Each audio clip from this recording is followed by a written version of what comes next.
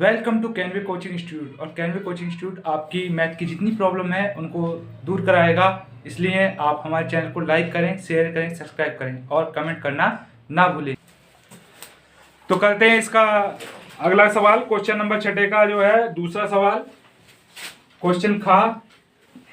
ये 4 नंबर का एक क्वेश्चन आपका आता है। ऊंचाई दूरी से यहाँ लिखा हुआ 7 मीटर ऊंचे भवन के शिखर। तो 7 मीटर ऊंचा एक भवन यानी कि एक मकान बना लेंगे। इसकी ऊंचाई हमने 7 मीटर कर लिए। ऊंचे भवन के शिखर से एक टावर के शिखर, यानी एक टावर है, ठीक है, टावर के शिखर, ये टावर का शिखर हो गया। टावर के शिखर पे कोण बन गया आपका 45, जबकि उसके पाद से टावर के शिखर का कोण, यानी कि जो मकान है मकान के पाद से जो कोण बन गया कितने का बन गया आपका 60 का बन गया है, ठीक है। तो हमें जो टावर है टावर की ऊंचाई ज्ञात करनी है। ये आपकी h हो गया, ठीक है, ये x हो गया, ये x है। इसको a लिख लो, इसको b लिख लो, इसको c लिख लो, यहाँ d लिख लेंगे, इसको e लिख लेंगे। ध्यान रखेंगे इस प्रकार के कई सवाल हैं आपकी किताब में। तो ध्यान रखेंगे ये 7 है, अगर ये 7 है तो इतनी दूरी 7 रहेगी। अगर हमें ये दूरी ज्ञात करनी है तो h में से क्या करेंगे, इसको हम घटा देते हैं। तो यहाँ पर आ जाएगा आपका h माइनस के 7 आ जाएगा, ठीक है। तो हम मान लेते हैं, माना जो चीज हमें ज्ञात करनी है तो इसको मानते हैं, माना टावर की ऊंचाई h मीटर है। तो ये बड़ा त्रिभुज ले लेते हैं हम, क्योंकि ध्यान रखेंगे इस तरीके के सवालों में सबसे पहले कुछ करेंगे आप x का मान ज्ञात करें, ठीक। लिखेंगे त्रिभुज ए बी सी में, एबीसी में देखेंगे जो ए बी की वैल्यू हमारे पास कितनी है, ए बी बराबर h लिख देंगे और बी सी की वैल्यू आपके पास हो जाएगी x, ठीक है। और यहाँ पर जो कोण आ रहा है नजर आपको 60 आ रहा है। लंब बटा आधार चलता है हमारा tan में, तो लिखेंगे tan कोण आ जाएगा 60 बराबर लंब क्या हो गया h, आधार कितना हो गया आपके पास x। इसका मान लगाएंगे √3 h बटा x, ये भाग में तो गुणा हो जाएगा √3 x बराबर के h। तो यहाँ से हमें x की वैल्यू ज्ञात करनी है तो h अपॉन के √3 हो जाएगा। इसे आप समीकरण 1 लिख सकते हैं। अब जो छोटा त्रिभुज है आपके पास इसके अंदर लेंगे, यहाँ लिखेंगे त्रिभुज ए डी ई में, ए डी ई में यहाँ पर जो ए डी है हमारे पास, ए डी की वैल्यू आ गई हमारे पास h माइनस के 7, ठीक है। और जो आपके पास ई डी है, ई डी की वैल्यू आपके पास x है और कोण कितना आपके पास 45। तो यहाँ फॉर्मूला लग जाएगा tan 45, क्योंकि इसमें भी लंब बटा आधा चल रहा है। tan 45 बराबर h माइनस के 7 बटा x। tan 45 का मान आपके पास 1 है, इसकी तिरछी गुणा कर देते हैं, आपका x इधर आ जाएगा बराबर के h माइनस के 7। इसको आप 2 कर लो और जो x का मान प्राप्त हुआ यहाँ पर हम रख देंगे। क्या करेंगे, x बराबर के h बटा √3 समीकरण 2 में रखने पर, तो x की जगह क्या रखेंगे, h अपॉन के √3 रख देंगे बराबर h माइनस के 7। अब इस 7 को तो इधर ले आओ, ये आपका प्लस का हो जाएगा और इसको उधर लेके जाएंगे तो ये आपका क्या हो जाएगा, माइनस का हो जाएगा। 7 ऐसे रहने देते हैं, ऊपर से हम h कॉमन ले लें तो यहाँ पर 1 माइनस के 1 अपॉन के √3 आ जाएगा, ठीक है। 7 ऐसी रहने दो, ये h भी आप ऐसी रहने दो, इसकी तिरछी गुणा करेंगे √3 माइनस के 1 अपॉन के √3, ठीक है। अब ये जो √3 है ये भाग में है तो इसके साथ ऊपर जाकर गुणा का हो जाएगा और ये h के साथ गुणा में है तो ये आपका भाग का हो जाएगा। सीधा करके लिख लेते हैं, h बराबर 7√3 अपॉन के √3 माइनस के 1। ध्यान देंगे कभी भी आपका ऊंचाई दूरी वाला कोई सवाल आता है तो उसमें बटे में रूट में कुछ नहीं होना चाहिए। तो इसलिए क्या करेंगे, यहाँ पर अगर √3 माइनस 1 लिखा हुआ तो उसके विपरीत चिन्ह यानी कि संयुग्मी से, माइनस वाला तो प्लस से, प्लस वाला तो माइनस वाले से ऊपर नीचे हम गुणा कर देते हैं और सिंगल टर्म हो तो उसी से गुणा करेंगे। तो यहाँ पर एक बार घट रहा है और एक बार आपका ये जुड़ रहा है, तो पहले वाली की घात आपकी 2 हो जाएगी और दूसरे की भी घात आपकी 2 हो जाएगी, क्योंकि यहाँ पर एक फॉर्मूला बन जाएगा आपका a² माइनस b² और क्या होता है a प्लस का b और a माइनस का b। यहाँ पर 7 ऐसे रहेगा, इसकी से गुणा करेंगे 3 आ जाएगा, 1 से करेंगे √3 रहेगा। 7 3 प्लस का √3 आपका ऐसे कैसे रहेगा, 3 का वर्ग करेंगे आपके पास √3 का वर्ग करेंगे 3 आ जाएगा, इसका 1 आ जाएगा, घटाएंगे आप 2 आ जाएगा, 3 प्लस के √3। इससे हम इसको काट सकते हैं तो 2 3 6 और 2 पंजे 10, तो कितना होगा 3.5, 3 प्लस के √3 मीटर। ठीक है, तो एक हिंदी की लाइन लिखेंगे, अतः टावर की ऊंचाई 3.5 3 प्लस के √3 मीटर है। यही आपका आंसर हो जाएगा। तो करते हैं इसका अगला क्वेश्चन नंबर गा। इसमें क्या लिखा हुआ है, एक ठोस बेलन के रूप में है जिसके दो सिरे क्या अर्धगोले आकार के हैं और ठोस की जो ऊंचाई लिखी हुई है 19 दे रखी है और बेलन का जो व्यास है आपका 7 सेंटीमीटर है। हमें आयतन इसका संपूर्ण पृष्ठ क्षेत्रफल ज्ञात करना है। तो ये आपका क्या हो गया, पहले बेलन बना लेते हैं, क्योंकि इस तरीके के जो सवाल है आप चित्र बना लेंगे तो आपको आसानी से समझ में आ सकते हैं। ये आपका क्या है, इसके दोनों सिरे क्या अर्धगोले के आकार के हो गए हैं और जो इसकी जो टोटल ऊंचाई है वो कितनी रखी हुई है, 19 सेंटीमीटर दे रखी है। ठीक है, इसका जो व्यास है, व्यास कितना आपके पास 7 सेंटीमीटर है, तो इसकी जो त्रिज्या कितनी रहेगी आपके पास 3.5। ठीक है, इधर भी और आपका इधर भी। ठीक, तो यहां पर लिखेंगे ठोस की ऊंचाई, ठोस की ऊंचाई कितनी है 19 सेंटीमीटर। व्यास, बेलन का व्यास, बेलन का व्यास 7 सेंटीमीटर, तो बेलन की त्रिज्या, बेलन की त्रिज्या r बराबर 7/2 यानी कि उसे 3.5 भी आप लिख सकते हैं। ध्यान रखेंगे ये आपका बेलन है, बेलन की त्रिज्या 7/2 हो जाएगी यानी कि 3.5, जो अर्धगोले की त्रिज्या भी आपकी रहेगी क्योंकि ये इसी आधार पर स्थित है। ठीक है, तो हमें अगर बेलन की ऊंचाई ज्ञात करनी हो यानी यहाँ से यहाँ तक की हाइट ज्ञात करनी हो तो जो टोटल ऊंचाई में से इधर की उधर की दूरी को हम जोड़ देंगे, घटा देंगे बात को, उसको तो लिखेंगे बेलन की ऊंचाई बराबर ठोस की ऊंचाई, ठोस की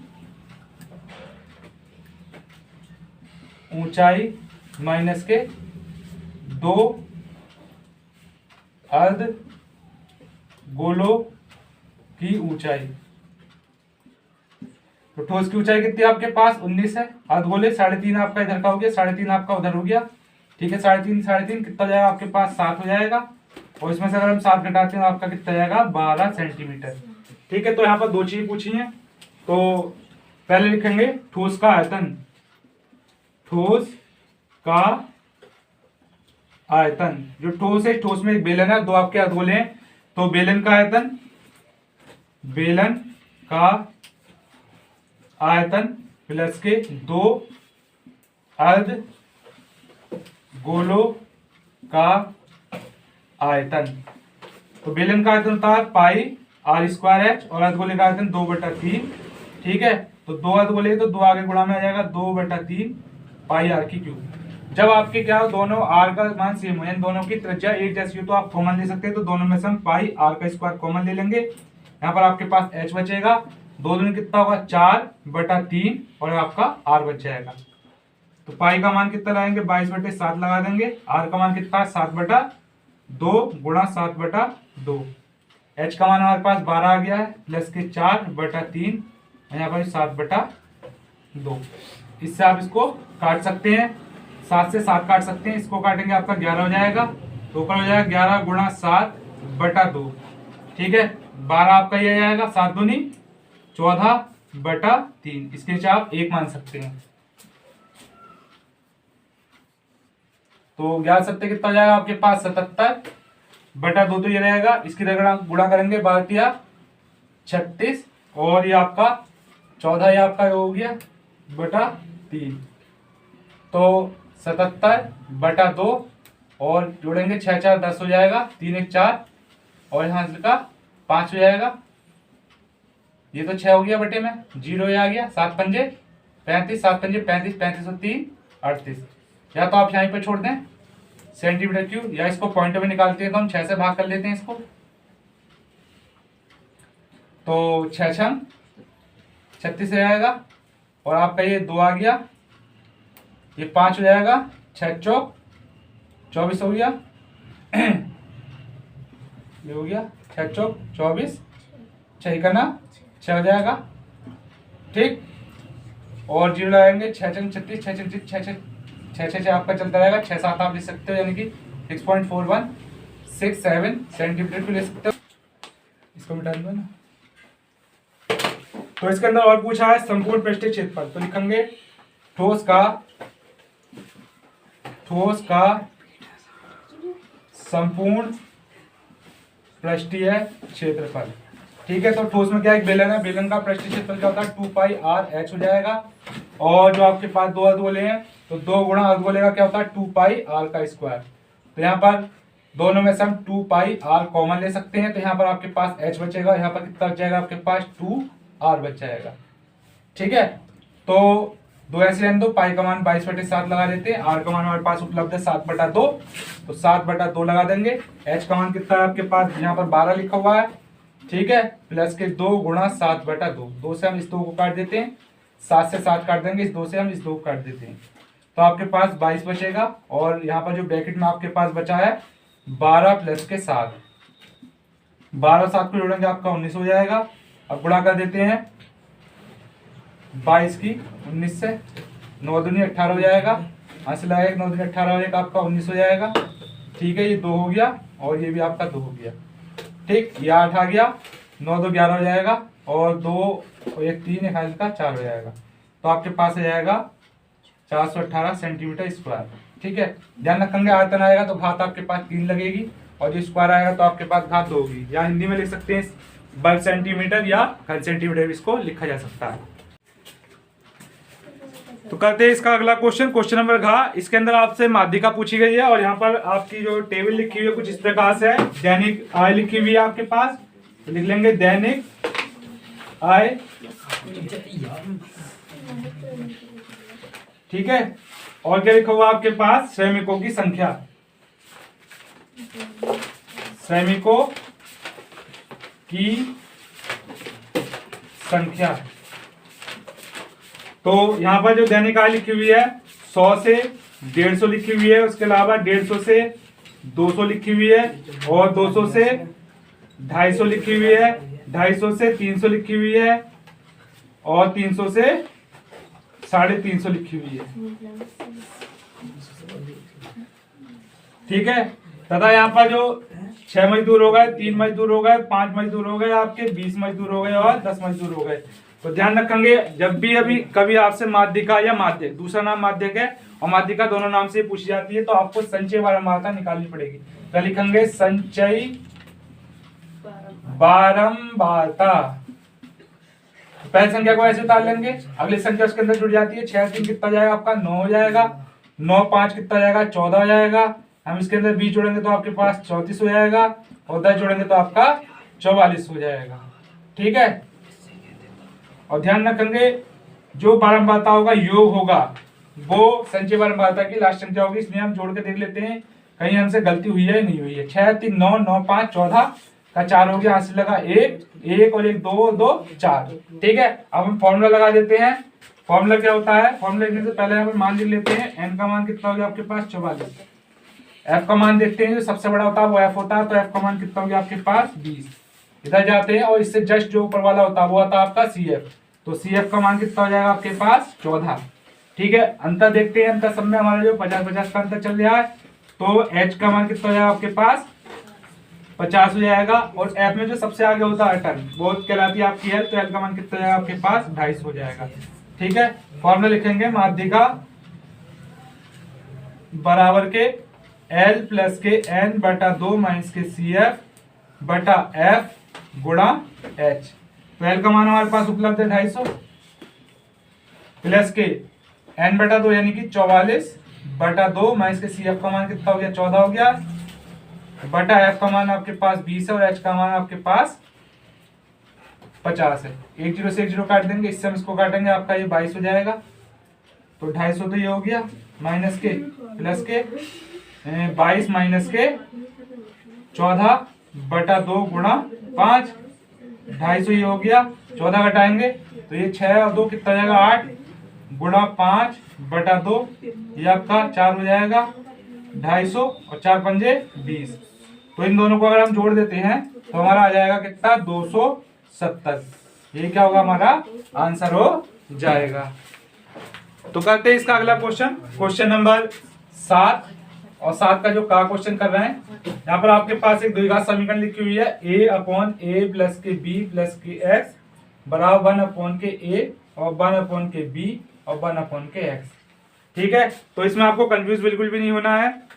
हमें करना क्या है, एक्स वाली टर्म एक तरफ ले लेंगे, बिना एक्स वाली टर्म आपकी एक तरफ। तो एक्स वाली टर्म में इसको हम इधर लेकर आते हैं तो कितना हो जाएगा a प्लस का b प्लस का x माइनस के 1 के x। इधर क्या हो जाएगा आपके पास 1/a प्लस 1 के b। तो तिरछी गुणा कर लेते हैं, ध्यान रखेंगे बीच में प्लस का चिन्ह माइनस का चिन्ह, तिरछी गुणा करते हैं, इसकी इधर गुणा करेंगे इतना जाएगा आपके पास x, इधर गुणा करेंगे तो a प्लस का b प्लस का x। ध्यान रखेंगे बीच में माइनस का चिन्ह, और इधर अगर आपकी दो टर्म से ज्यादा नहीं है, यहाँ पर कितनी है 1 2 3 पद है, 2 से ज्यादा पद हो जाए तो अब ऐसा आपको ब्रैकेट बनाना है a प्लस b प्लस का x बराबर के गुणा करो, ये b हो जाएगा, इसके इधर करोगे आपका a हो जाएगा, बटे में क्या जाएगा आपका ab। ठीक है, इसके अंदर गुणा कर देते हैं तो ये आपका हो जाएगा a प्लस माइनस माइनस का b और माइनस का आपका कितना हो जाएगा x हो जाएगा। अंदर गुणा करेंगे ये आपका ax प्लस के bx प्लस के x का स्क्वायर, a प्लस के b कर लो, b प्लस का a प्लस के b हो जाएगा बटा ab। यहाँ पर x आपका कट जाएगा तो ऊपर क्या बचेगा आपके पास a माइनस के b, यहाँ पर ax प्लस के bx प्लस का x का स्क्वायर बराबर के a प्लस का b बटा ab। यहाँ पर से क्या करें, अगर हम माइनस के चिन्ह कॉमन ले लेते तो यहाँ पर भी आपके पास a प्लस का b बच जाएगा। तो यहाँ क्या हो जाएगा, सीधा करके लिख लो एक्स स्क्वायर ax प्लस का bx बराबर के a प्लस का b बटा ab। अब क्या करेंगे, इससे हम इसको काट सकते हैं तो आपका बचेगा 1 के एक्स स्क्वायर प्लस के ax प्लस के bx और 1 के ab। तिरछी गुणा करेंगे इसके इधर गुणा कर लेते हैं हम, तो आपका इधर क्या हो जाएगा माइनस के ab हो जाएगा, और इधर क्या पहुंचेगा आपके पास एक्स स्क्वायर प्लस के ax प्लस के bx। अब ये ab आपका बराबर की तरफ इधर पहुंचा देते हैं तो ये प्लस का हो जाएगा, यानी एक्स स्क्वायर प्लस के ax प्लस के bx प्लस का ab बराबर के 0। ठीक है, तो यहाँ से हम क्या करते हैं x कॉमन ले लेते हैं तो यहाँ पर x प्लस का a बच जाएगा, और इन दोनों में से हम क्या ले लेते हैं b कॉमन लेंगे तो यहाँ पर भी आपका x प्लस का a ही बच जाएगा। दोनों में आपका सेम टू सेम हो गया। ठीक है, तो एक तो हो जाएगा आपके पास x प्लस का a, दूसरा क्या बचेगा आपके पास x प्लस का b। तो एक हो जाएगा x प्लस के a बराबर 0, तो ये आपका प्लस का बराबर के दूसरा क्या आपका माइनस हो जाएगा, और इसी प्रकार से x प्लस b बराबर 0 लेंगे तो x बराबर कितना हो जाएगा आपके पास माइनस का b। तो आपके पास x के दो मान प्राप्त हो गए, क्योंकि ये द्विघात समीकरण थी तो दो मान आने चाहिए थे, एक आपके पास x का मान माइनस के 1 हो गया और एक माइनस का b हो गया। करते हैं अगला सवाल, ये इसके अथवा में लिखा हुआ है। यहाँ पर दो आपके पास समीकरण है, एक समीकरण आपकी ये लिखी हुई है एक्स स्क्वायर प्लस के एक्स प्लस के 64 बराबर के 0, और एक समीकरण और लिखी हुई है के वास्तविक मूल्य रखते हो तो के का हमें धनात्मक मान प्राप्त करना है। तो आपने एक फॉर्मूला पढ़ा होगा d बराबर बी स्क्वायर माइनस के 4ac। तो यहाँ से हम वैल्यू ज्ञात कर लेंगे, a की वैल्यू आपके पास 1 हो जाएगी, b की वैल्यू k हो जाएगी और c की वैल्यू आपके पास 64 हो जाएगी।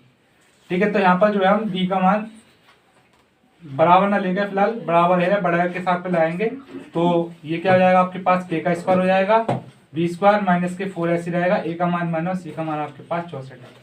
ठीक है, तो इस प्रकार से के स्क्वायर माइनस के 4 चौक 16 और 4 छंग 24 और एक हंस का 25। ठीक है, तो ये जो है ये वाले जो डी का मान है आपका, ये या तो 0 के क्या होगा बराबर होगा या फिर इससे बढ़ा लेंगे, तो हम 0 के बराबर ले लेंगे तो इसको के स्क्वायर माइनस के 256 बराबर के 0 लेंगे, के बराबर कितना हो जाएगा आपके पास 256, तो के बराबर रूट के 256, तो के बराबर क्या हो जाएगा प्लस माइनस के 16। परंतु हमसे धनात्मक पूछा गया है तो हम जो है प्लस वाला लेंगे, धनात्मक लेंगे। ठीक, और जो ऋणात्मक वाला है उसको छोड़ देंगे।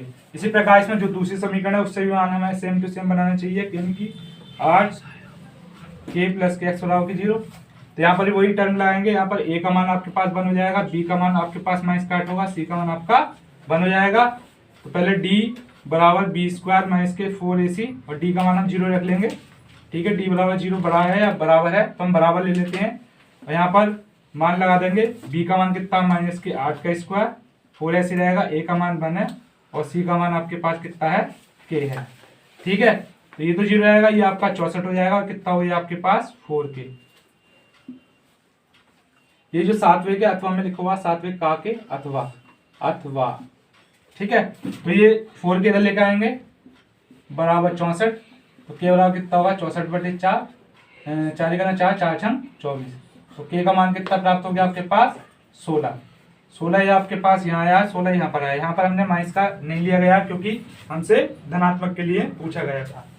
ठीक है, करते हैं अगला क्वेश्चन। जो क्वेश्चन नंबर खा है जरा ढंग से समझना आप।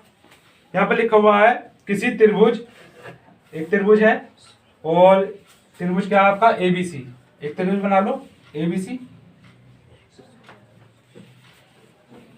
ये आपका A हो गया, ये आपका B हो गया, ये आपका C हो गया। ABC की माध्यिका जो BC है, BC पर जो BC की जो माध्यिका है वो AD है।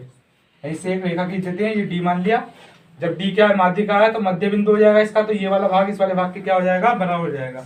इसके अलावा क्या कर दिया है, AD का मध्य बिंदु, ये AD है आपकी, AD का मध्य बिंदु क्या हो गया आपके पास, E हो गया। ठीक, E है। यदि BE को BE आपका एरिया, ठीक है, BE को C तक, BE को बढ़ाने पर AC, BE को बढ़ा रहे हैं तो AC जो है F पर बिंदु पर मिलती है। जो AC है, AC आपकी जो है ये वाली AC F बिंदु पर आपकी कट हो रही है। ठीक है, BE को हमने आगे बढ़ा दिया तब। ठीक है, तो लिखेंगे दिया है, क्या लिखा हुआ है, दिया हमें किसी त्रिभुज ABC में BC की माध्यिका AD है और AD का मध्य बिंदु E है। यदि BE बढ़ाने पर AC से F बिंदु पर मिलती है। ठीक है, तो सिद्ध करना हमें, सिद्ध करना है AF जो है कितना है, तिहाई है किसका, AC का। तिहाई की बात चल रही है। ठीक है, तो एक काम करेंगे, ये जो D है, D से हम क्या करेंगे, इसके रेस्पेक्ट एक समांतर रेखा खींच देंगे, यानी इसको आप G लिख लो। ठीक, रचना करेंगे, रचना BF समांतर DG, यानी DG जो है BF के समांतर हमने खींची। ठीक, अब देखो उपपत्ति करेंगे।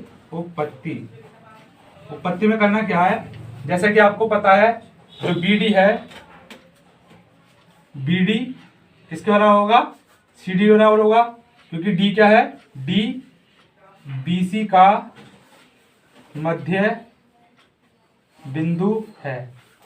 इसी प्रकार देखेंगे जो आपका E है, E क्या है, AD का मध्य बिंदु है, तो यहाँ पर क्या हो जाएगा आपके पास AE बराबर के ED। यहाँ पर क्या लिखेंगे, E जो है AD का मध्य बिंदु है। ठीक, तो अब करते क्या है, देखेंगे यहाँ पर जो है जो AG है, इसी प्रकार जो AG है, AG का जो है, AG का जो मध्य बिंदु कितना आपके पास F है, AG का मध्य बिंदु क्या है, F है। जब AG का मध्य बिंदु F होगा तो हमारे पास क्या होगा, AF बराबर हो जाएगा किसके, FG के बराबर हो जाएगा। इसे आप समीकरण 1 मान लें। इसी प्रकार से जो है लिख सकते हैं FC का मध्य बिंदु कितना है, G है। FC है, FC का मध्य बिंदु जी है जब मध्य बिंदु बीच में है तो ये दोनों भुजाएं बराबर हो जाएंगी, यानी कि एफ जी बराबर के जी सी। इसे आप 2 कर लें।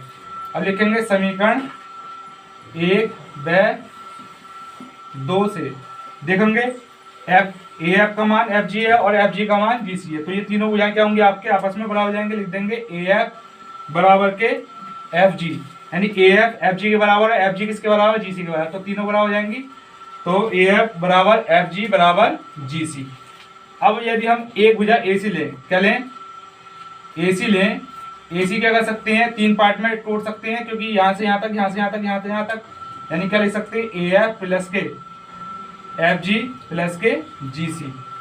ठीक है, अब यहाँ देखेंगे ए सी तो आप ऐसे रहने दो, और तुम्हें पता है, क्या पता है, यहाँ लिखेंगे चूंकि ए एफ बराबर के एफ जी बराबर के जी सी, तीनों बराबर है, तीनों की जगह हम ए एफ लिख लें, ए एफ प्लस के ए एफ प्लस के ए एफ। ए एफ कितना हो जाएगा, 3 ए एफ हो जाएगा आपके पास, इधर आपके पास ए सी है, सीधा करके लिख लेते हैं, तो 3 ए एफ बराबर के ए सी, ये आपका गुणा में है, बराबर के दूसरी तरफ जाएगा तो आपका भाग का हो जाएगा। तो इस प्रकार से आपकी ये प्रूविंग आ गई है। ठीक है, ये हमें सिद्ध करना था, ये हमने सिद्ध कर लिया। करते हैं अगला सवाल। यहाँ पर ये अथवा में लिखा हुआ है आपका, और यहाँ पर क्या लिखा हुआ है, समकोण त्रिभुज है, इसमें ए क्या है, समकोण है, तो ये आप समकोण त्रिभुज बनाएंगे। इसके अंदर जो आप ए, जो आपका ए है, ये तो आपका समकोण हो जाएगा। बाकी आपके पास क्या बची, बी बची और आपका सी बचा, वो आप कहीं पर भी लिख सकते हो। फिलहाल हम बी यहाँ लिख देते हैं और सी हम यहाँ पर लिख देते हैं। आगे क्या Riya, B L, B L, B L क्या रिया है, सी एम क्या है, माध्यिका है, माध्यिका का मतलब मध्य है। बी एल क्या है, बी एल सी की माध्यिका हो जाएगी। इसी प्रकार से जो आपके पास सी एम है, ये सी है, तो आपका एम यहाँ हो जाएगा, ये एम हो जाएगा, ये आपका एल हो जाएगा। तो लिखते हैं यहाँ पर दिया है, पहले लिख देंगे दिया है, ये 7वें के अथवा में लिखा हुआ है, 7वें का जो खा है, खा के अथवा, अथवा दिया है। क्या दे रखा है, समकोण त्रिभुज, समकोण त्रिभुज ए बी सी में ए क्या है आपके पास, समकोण है, और बी एल तथा सी एम उसकी माध्यिकाएं हैं, माध्यिकाएं हैं। सिद्ध करना हमें,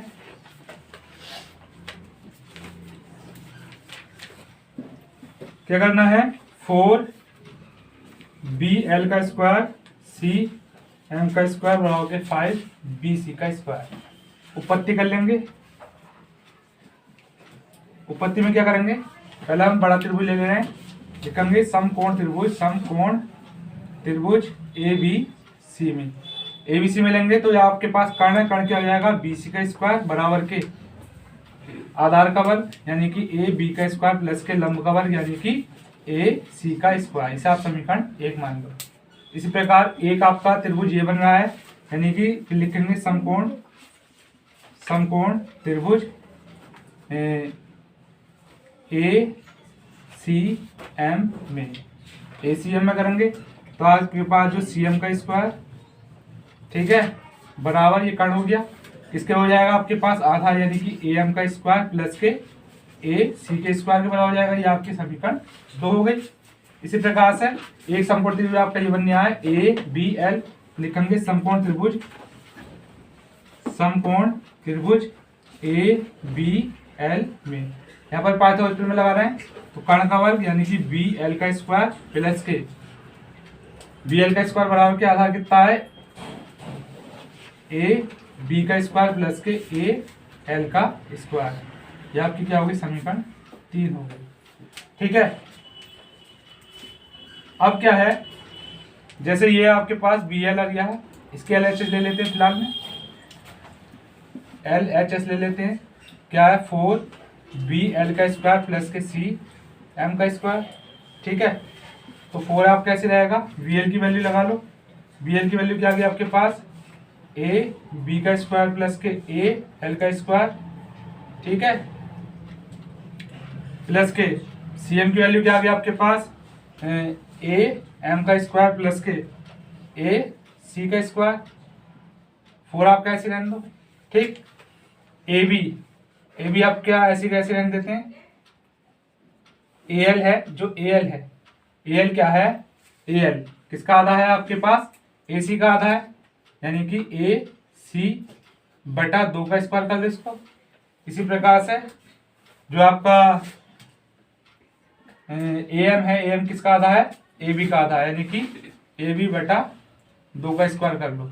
ठीक है, आपके पास ये ए सी है, इसको आप ऐसे का ऐसे ही रहने दो, क्योंकि ध्यान रखेंगे क्योंकि ये आधा क्यों है, क्योंकि ये ए बी का जो है मध्य बिंदु एम है तो 2 पार्ट में डिवाइड हो गया, इसलिए आधा हो गया था। 4 ऐसे रहने दो, ए बी का स्क्वायर ऐसे रहने दो, इसका वर्ग करेंगे कितना होगा, ए सी स्क्वायर हो जाएगा आपके पास, 2 का वर्ग 4 हो जाएगा। इसी प्रकार ये ए बी का स्क्वायर हो जाएगा, ये भी आपका 4 हो जाएगा। ठीक है, अब इसका एलसीएम ले लेते हैं हम 4, यहाँ 4 बनाने के लिए ऊपर नीचे गुणा करेंगे, 4 ए बी का स्क्वायर हो जाएगा, यहाँ पर ए सी का स्क्वायर हो जाएगा, ये ए बी का स्क्वायर हो जाएगा, ये 4 ए सी का स्क्वायर हो जाएगा। 4 से 4 हम काट देंगे, 4 ए कितना हो जाएगा आपके पास, 5 ए बी का स्क्वायर हो जाएगा और 5 ए सी का स्क्वायर हो जाएगा। 5 हम कॉमन ले लेंगे, ए बी का स्क्वायर प्लस के ए सी का स्क्वायर हो जाएगा, और आपको पता है ए बी स्क्वायर और ए सी स्क्वायर किसके बराबर है, बी सी के स्क्वायर बराबर है। यहाँ लिख देंगे 5 बी सी का स्क्वायर, वही क्या करनी है आपको प्रूफ करना है, यानी कि RHS। इस प्रकार से आपका आंसर